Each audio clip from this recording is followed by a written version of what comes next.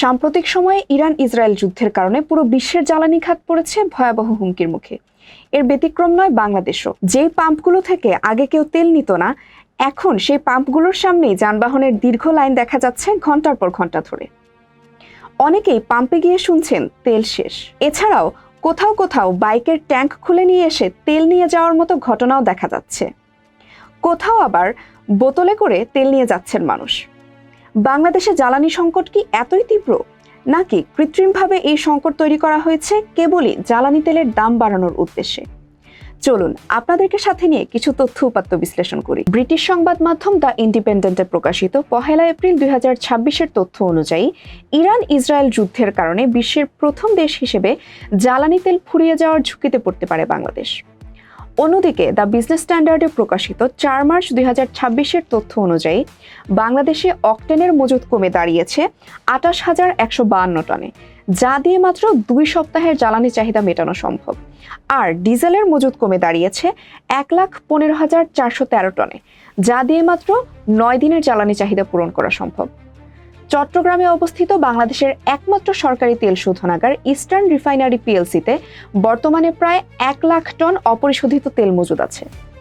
এটি দিয়ে মাত্র 20 থেকে 22 দিনের উৎপাদন পরিচালনা করা সম্ভব। জ্বালানি সংকটের কারণে অফিস টাইম কমিয়ে আনা হয়েছে এবং দোকানপাটগুলোকেও সন্ধ্যা 6টার মধ্যে বন্ধের নির্দেশনা দিয়েছে সরকার। তবে বাংলাদেশ সরকারের বিদ্যুৎ, জ্বালানি ও খনিজ সম্পদ মন্ত্রণালয়ের মাননীয় মন্ত্রী ইকবাল হাসান মাহমুদ টুকু এবং পররাষ্ট্র প্রতিমন্ত্রী শামা ওবায়েদ জানিয়েছেন, বাংলাদেশে বর্তমানে কোনো জ্বালানি সংকট নেই।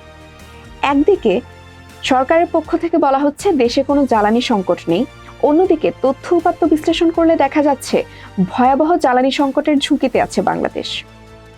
এমনকি পেট্রোল পাম্পগুলোতে জ্বালানি তেল না পেয়ে পাম্পের কর্মচারীদের গায়ে হাত তুলতে দেখা গেছে কিছু গ্রাহককে। এমনই চিত্র দেখা যাচ্ছে বর্তমান বাংলাদেশে। বর্তমান সময়ে চলমান ইরান ইসরায়েল ও যুক্তরাষ্ট্রের মধ্যকার সংঘাতের ফলে হরমুজ প্রণালীতে জাহাজ চলাচল বিঘ্নিত হয় কেবল বাংলাদেশেই কি জ্বালানি সংকট দেখা দিয়েছে? উত্তরটি হচ্ছে না, পুরো বিশ্বেই ভয়াবহ জ্বালানি সংকট দেখা দিয়েছে। চলুন আপনাদেরকে সাথে নিয়ে দেখে আসি পুরো বিশ্বের অবস্থা। বিশ্ববাজারে তেলের দাম 20% পর্যন্ত বৃদ্ধি পেয়েছে। আপনাদেরকে একটা গুরুত্বপূর্ণ তথ্য দিই, বিশ্বে জ্বালানি সংকট এবারই প্রথম নয়। 1970 সালেও একবার জ্বালানি সংকট গ্রাস করেছিল পুরো বিশ্বকে। তবে বিশেষজ্ঞদের মতে এবারের জ্বালানি সংকট পূর্বের চেয়েও ভয়াবহ হতে পারে। এবার একটু তাকাই আমাদের পার্শ্ববর্তী দেশ ভারতের দিকে।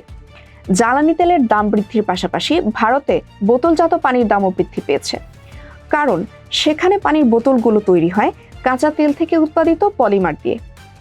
যুক্তরাজ্যে পেট্রোলের দাম 18 মাসের মধ্যে সর্বোচ্চ পর্যায়ে পৌঁছেছে এবং দেশটির নিম্ন আয়ের মানুষগুলোকে সহায়তা প্রদান করার জন্য সরকারের পক্ষ থেকে বিশেষ প্যাকেজ ঘোষণা করা হয়েছে।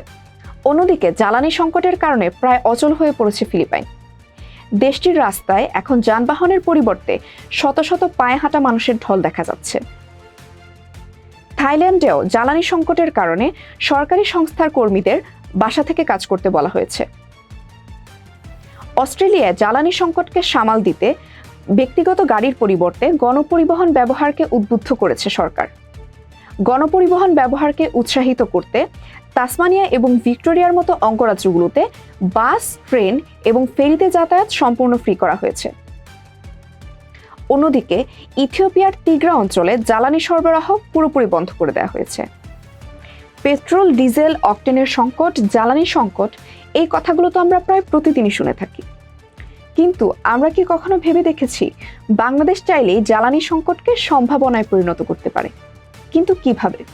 চলুন আপনাদেরকে কয়েকটি উদাহরণ দিই।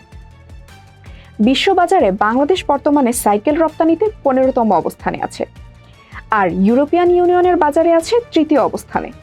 কেবল 2024-25 অর্থ বছরে সাইকেল রপ্তানি করে বাংলাদেশ অর্জন করেছে $116.4 মিলিয়ন। জ্বালানি সংকটের কারণে বিশ্বের অনেক দেশেই বিকল্প যান হিসেবে সাইকেল এখন জনপ্রিয় বাহন হয়ে উঠেছে।